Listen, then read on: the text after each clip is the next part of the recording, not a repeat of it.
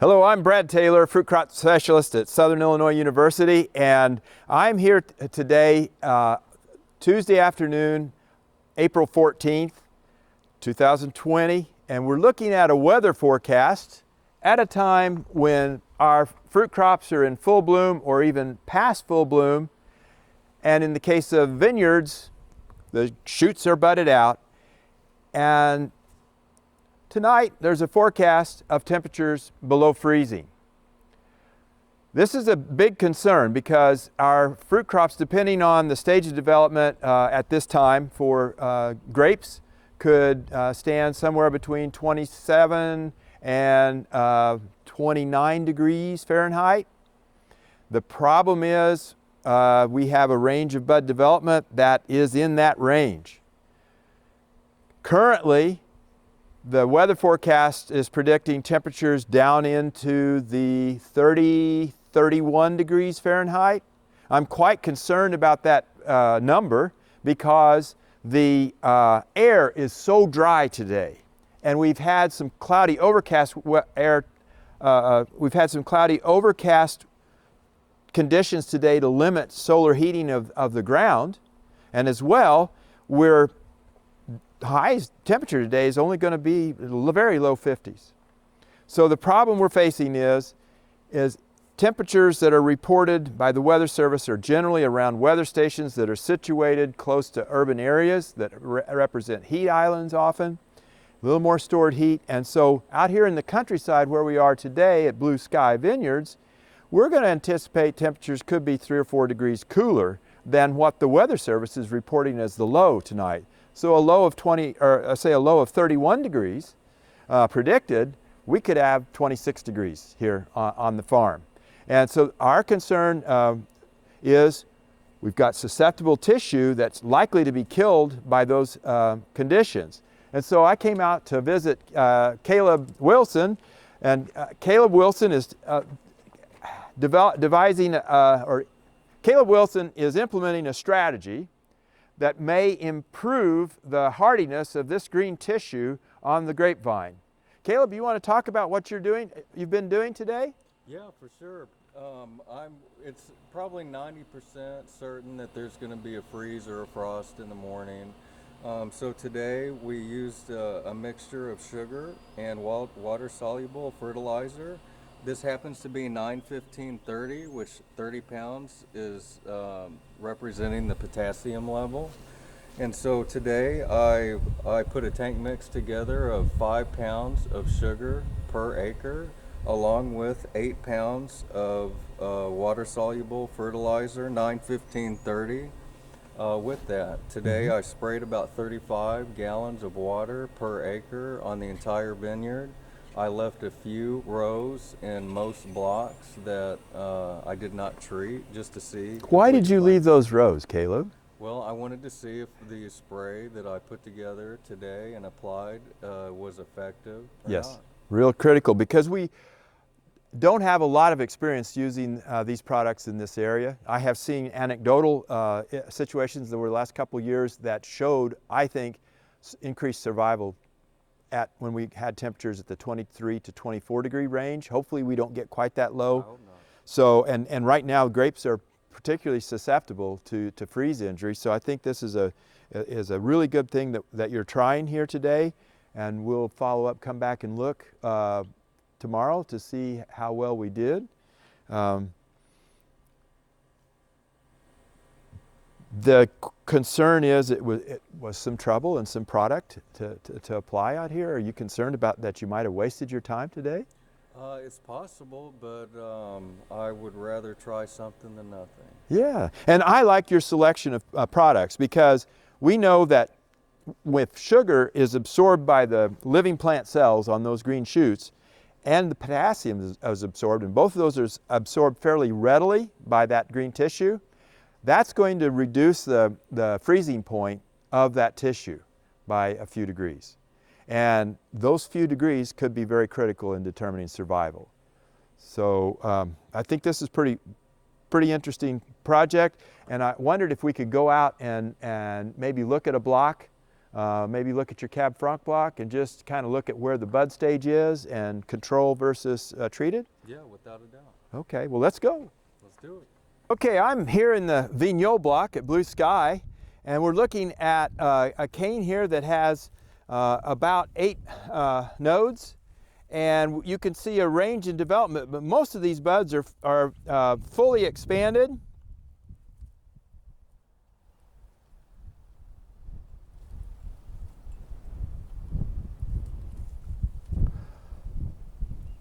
Even showing leaves unfolding.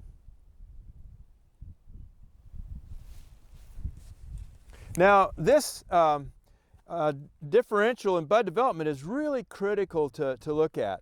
If we take a bud that looks like this bud, for instance, damage would start to occur when the temperature was about 13 degrees Fahrenheit. It's just a little bit of a crack of the bud scale is all that we see. And if we look at this bud that is showing wool stage, we could probably get by with about 17 degrees Fahrenheit without much damage. If we go to the fully expanded bud, like this one, that bud is going to be damaged by 26 or 27 degrees Fahrenheit.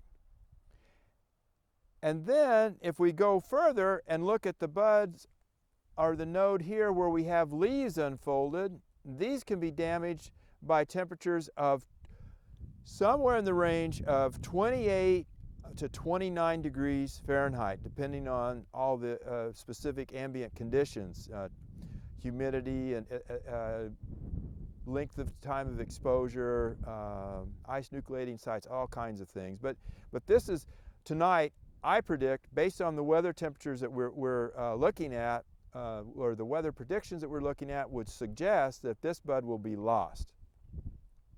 So this is one of those buds that, or one of the shoots that, if Caleb's treatments are successful, could have a much better chance of survival than in untreated situation. And as a matter of fact, we are standing at the vine that has not been treated with the product mixture that Caleb showed you. So this is our control. We'll come back here after the freeze event and see how they look. But the concern I have, the bottom cane here has 10 buds, and 80% of those buds are out to this susceptible 29 to 30 degree threshold of damage. And the top cane is in about the similar situation, might have one more bud surviving. So we have a crop at risk tonight, and this is serious business. We'll talk more about the other considerations here in a few minutes. Let's go look at the cane that was treated. An example of the treated vines in the Vigneault block. And what I want to call to your attention is we have very similar development. We've got one bud right here that is probably hardy down to 27 degrees or so, but these are not hardy any lower than 28 degrees. And the shoot that really concerns me is this shoot right down here. That shoot is fully expanded. We've got several leaves unfolding. Its neighbor, two leaves for sure. Those two shoots are hardy to 28 or 29 degrees, and I would figure 29 degrees. And remember, if the Weather Service is predicting 29 degrees, we may have 27 or 25 degrees out here in this field. So we'll come back to these specific vines after the freeze event and have a look.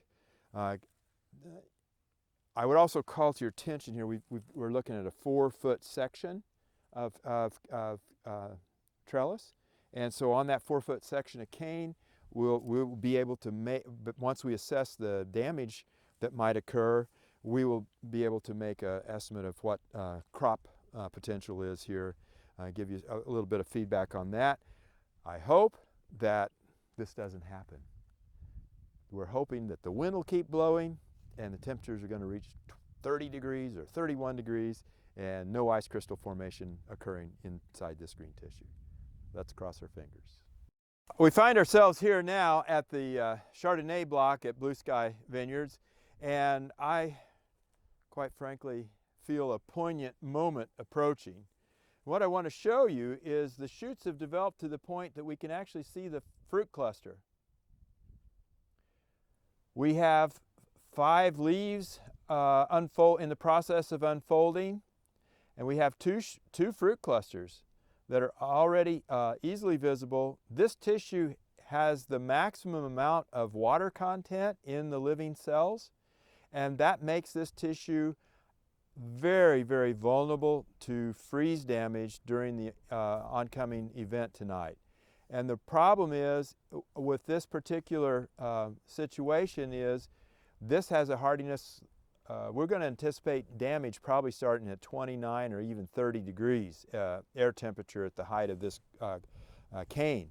And this is particularly distressing to a grape grower because as a vinifera, the typical vinifera grape has no reserve secondary bud with a flower. Its secondary buds only have shoots contained in them. So if we lose these 2 clusters tonight, we have lost the crop potential on this cane at this node. And if you look at the entire node here, or excuse me, if you look at the entire cane, there's only one node right back here that may not even be fruitful that has a potential to even survive tonight, and an additional one right here by the T-band. That one could possibly survive. It's at the late wool stage. These 2 could survive.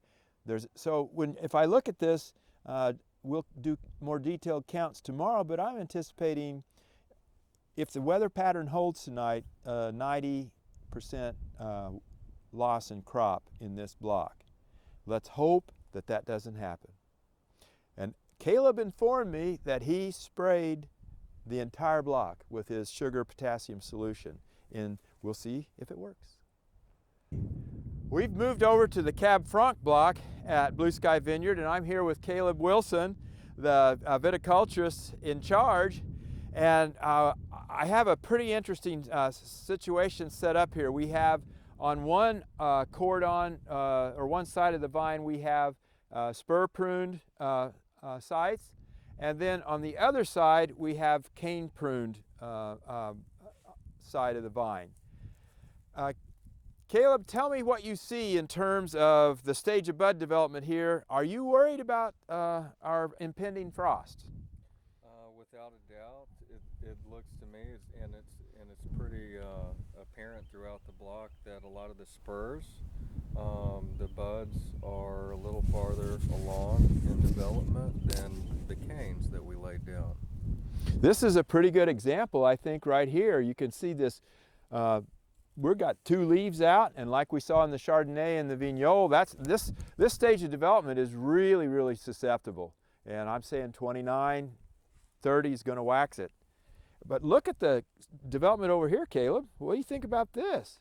Yeah, I think they'll survive, hopefully. Now these are just bud crack is a term that's often used, and you can see that these could probably survive 13 or 14 degrees. Oh wow! And that's really, really interesting. When we think about pruning practices and the potential that it might have in a situation like we have today, where this stage is going to crop, we'll have 2 clusters on every shoot down this cane, and we'll have secondary shoots developing after the death of these with no crop.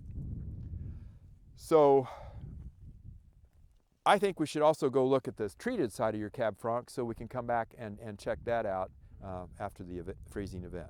Anything else you want to say here, Caleb, about your reasoning behind cane pruning on one side and spur pruning on the other side?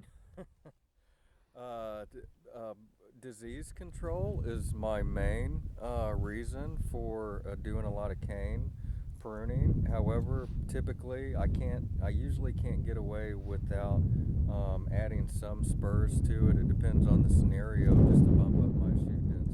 So, and you need to bump up the shoot density on this particular vine so you can get sufficient crop to keep the vine in balance and to build your revenue. Yeah, I'm really impressed with how you've cleaned up this vineyard. I see very little evidence of phomopsis in this particular scenario, and I've seen on spur pruned vinifera oftentimes quite a bit of phomopsis. Okay, well, let's go look at the treated section of the Cab Franc block. Caleb moved over to another vine. Caleb, can you tell us what we're looking at here? Cab Franc vine that's spur and cane pruned at the same time.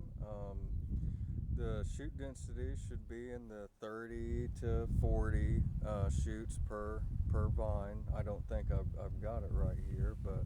And when did you prune this? How many days ago? About 10 days ago. 10 days ago from April 14th. And again, you see this is a good example of what we saw over on the other vine that we just visited. The spurs seem to have pushed out more than the buds along the cane on either side. And this is going to be a good place to come back and check for survival after our freeze event. Now, Caleb, did you do anything with this vine that didn't happen to the vine that we just looked at? This was treated with the sugar and potassium. Okay, so we're going to be really curious to come back and have a look at this. I'm heartened when I see the number of buds that are still quite undeveloped. There's a great chance for a crop in here, provided we don't have just crazy weather in the next couple of weeks. There's a good chance that we've got a crop in here, but we're going to lose crop probably on some of these spurs. A shoot like that is toast at 29 degrees. So we'll cross our fingers and hope for the best, Caleb, and we'll come back. We'll come back and see what happened then. Thank you so much, Caleb, for sharing this with us. Hopefully this may provide us some insight about how to handle this in the future for the industry as a whole. It was my pleasure. I think that's really important that we have that information. Thank you, Caleb. Okay, we're here at another Cab Franc block, and this particular block is in the region. And what's interesting about this block is, contrary to what maybe the grower would like to have at this time, this block's not pruned yet. And it shows an interesting opportunity here. If you look at the shoots that are up here on the ends of the canes, they're out at that 4 to 5 leaf stage. You can see fruit clusters up here, or flower clusters up here. And the other thing is, you can notice that we have some canes here, the base of which are, the buds are tight. And so if you think about it, at this time, just before this frost event that might be 26 or 27 degrees Fahrenheit tonight, which kind of growth would you like to have? Would you like to have that susceptible shoot, or this warm and toasty bud that's not going to be damaged at all by any potential temperature we would have tonight? So I want to show you what we can do here with this. We can just go ahead and prune this. We're removing the excess growth in this area, and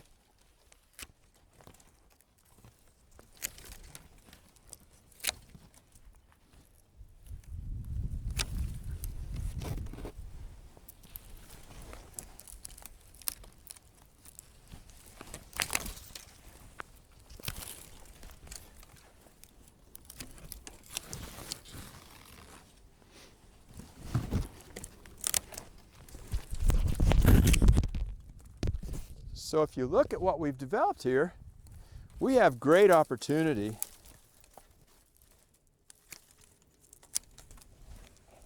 to have a complete crop.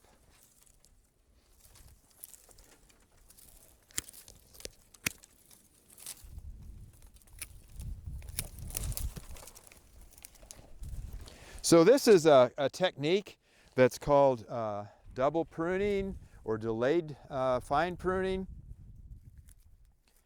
And tonight might be the perfect night to demonstrate this survival. If you look at your profile of this section of the canopy, you can see that we have almost every bud in a safe tight or in a safe tight bud situation.